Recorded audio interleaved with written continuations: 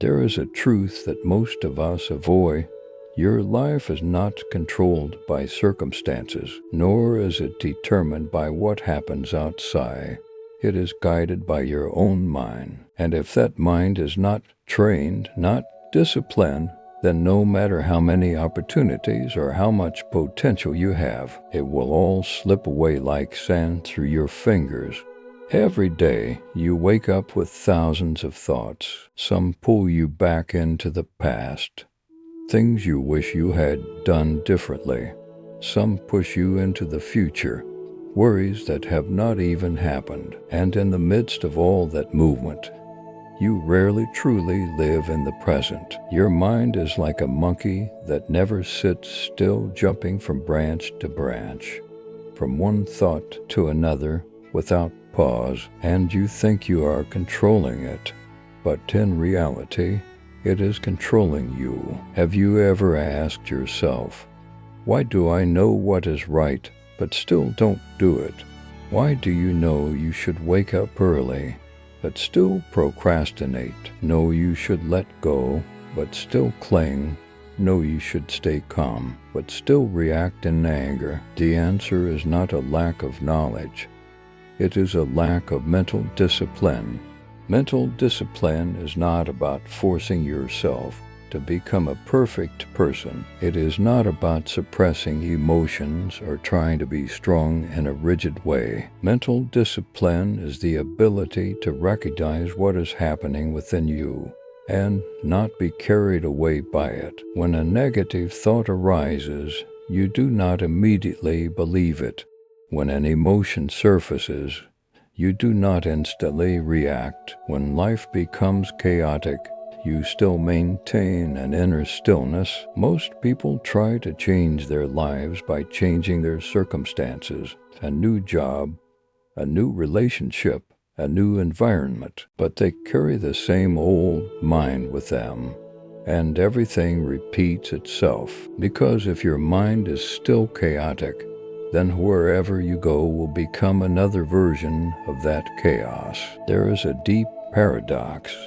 You cannot control life, but you can learn to control your mind. And when you do that, your life begins to change. Not because the outside world becomes easier, but because you are no longer controlled by it. Imagine your mind as a lake. When the wind blows strongly, the surface ripples, and you cannot see the bottom. But when the wind is still, the water becomes clear, reflecting everything as it is. In the same way, when your mind is disturbed by worry, fear, desire, and anger, you cannot see the truth. But when the mind is still, wisdom naturally appears. But that stillness does not come by chance. It is the result of training. It is the result of turning inward and observing yourself. Every thought, every emotion, every smallest reaction. It is when you begin to realize, I am not this thought, I am not this emotion. And from that awareness, a small space is created, a space between you and what is happening within you. In that space, freedom begins to appear. You no longer react unconsciously. You begin to choose. You choose not to respond to anger with anger. You choose not to feed negative thoughts. You choose to pause, to breathe, and to see things more clearly. That is the true power of mental discipline. Not controlling the world, but mastering yourself. And when you master your mind, you will realize something very profound. Life is no longer something you need to fight or control. It becomes a flow, and you, instead of being swept away, begin to learn how to walk within that flow with awareness. This journey is not easy. It requires patience, honesty with yourself, and a deep commitment to look within, even when it is uncomfortable. But the reward is not success in the usual sense. The reward is peace, clarity, a sense of stability, that is not shaken by the changes of life. And perhaps the most important thing you will realize is you do not need to become someone else to have a better life. You only need to learn how to master your own mind.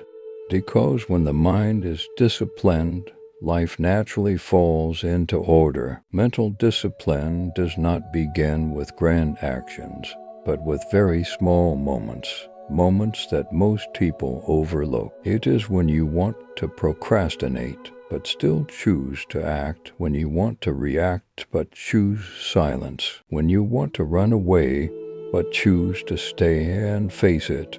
In those seemingly small choices, you are quietly building or breaking yourself. The mind, if not trained, will always seek comfort over truth. It will convince you that tomorrow is fine, that you deserve a little more rest, that there's no need to try so hard. And if you are not aware enough, you will believe those whispers again and again, until your entire life becomes a series of rationalized delays. But mental discipline is not about fighting yourself in a harsh way.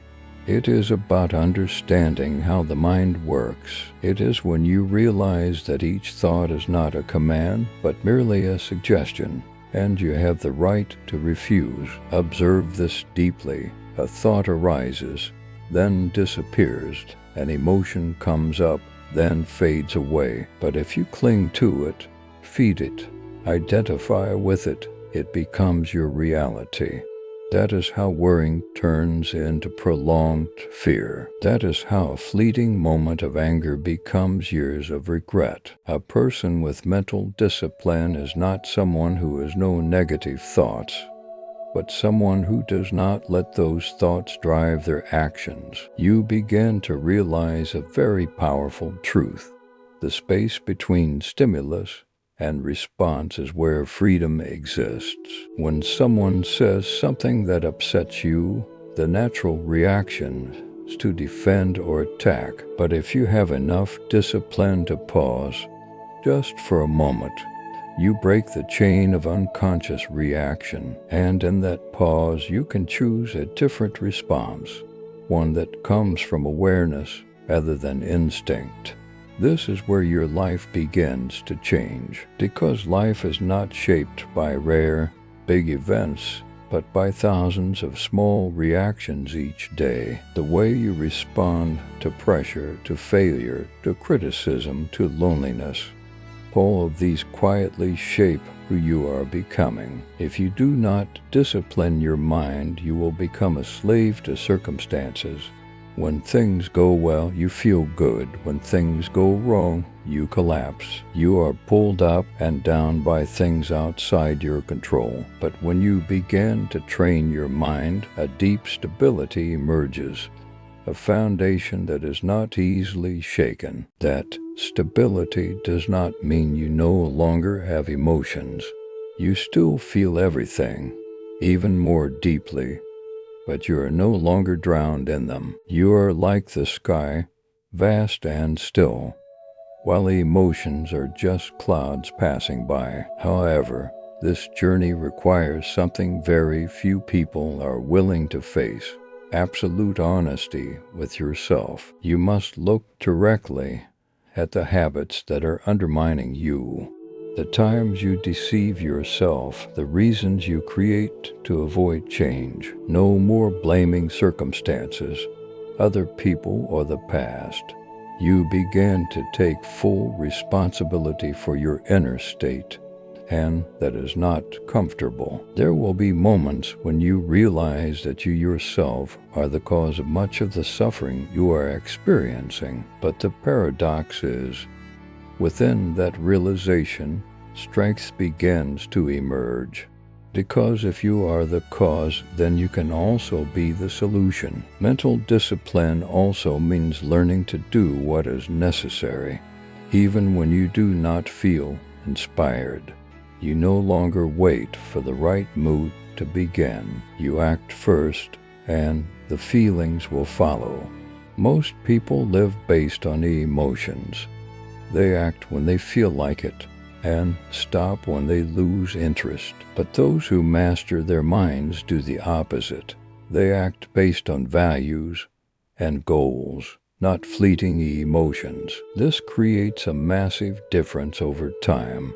Each time you keep a promise to yourself, no matter how small, you strengthen your inner trust. You begin to believe that you are someone reliable, and from that, real confidence is built, not from external praise, but from internal consistency. On the other hand, every time you break a commitment to yourself, you quietly weaken yourself, you begin to doubt yourself, and gradually you lose the inner strength that was always available to you. So mental discipline is not a grand act that happens once.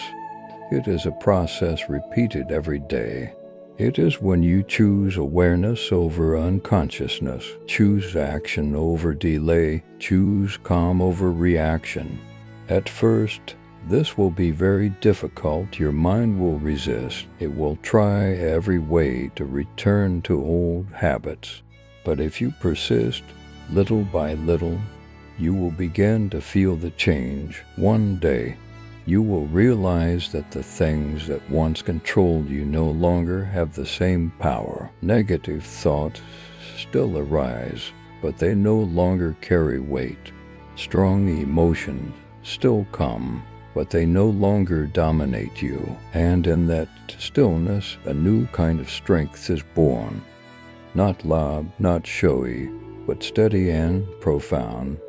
That is the power of a disciplined mind. And when you have that, you do not just change the way you live, you transform your entire experience of life. Finally, after all the efforts, the failures, the moments when you felt like you could not continue, you will begin to realize something very quiet yet profoundly deep. Disciplining the mind was never about becoming perfect.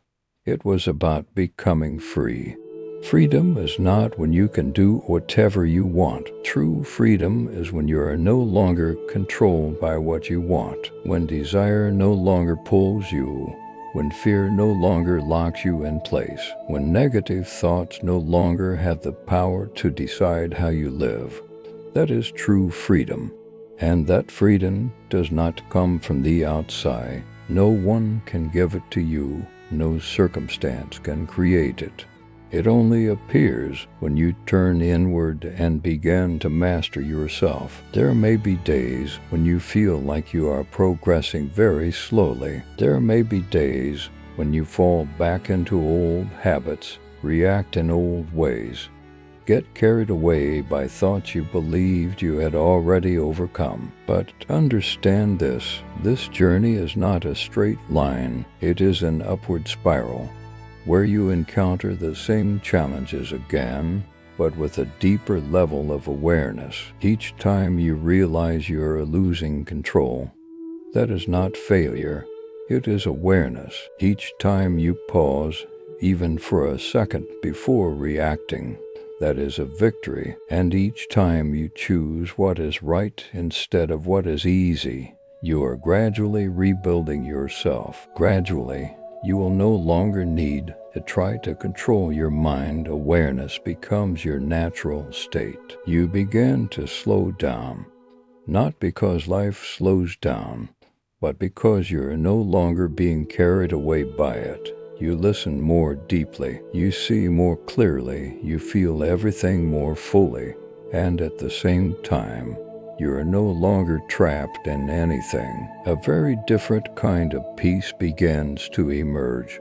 Not a fragile peace dependent on conditions, but a steady stillness. Even when everything around you changes, you begin to understand.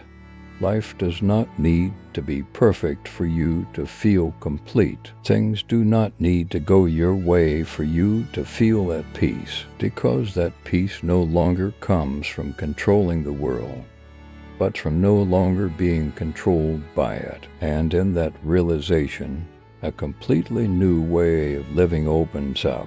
You no longer chase validation because you have found value within yourself. You no longer fear loneliness because you have become a whole companion to yourself. You are no longer haunted by the past or anxious about the future because you began to live fully in each present moment. Everything becomes simpler, but not shallow.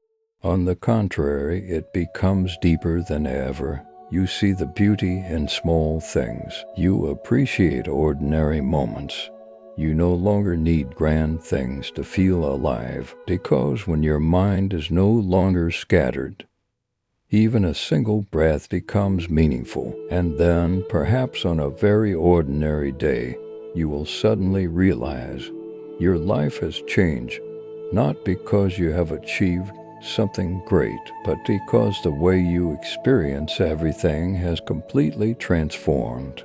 You are still in the same world, but you are no longer the same person. That is the power of a disciplined mind. It does not only help you overcome difficulties, it does not only help you achieve goals, it changes the way you perceive everything. And when perception changes, your entire reality changes with it. So if there is only one thing you can take from this journey, let it be a commitment to yourself. Not a commitment to become perfect, but a commitment to remain aware, return to your breath again and again. Observe your mind without judgment. Be patient with yourself, even when you stumble, because every moment you return, every time you begin again, you are moving closer to the truest version of yourself. And when you truly master your mind, you will no longer ask, "How do I control life?" Because then you will understand life was never something that needed to be controlled. It only needs to be lived in awareness.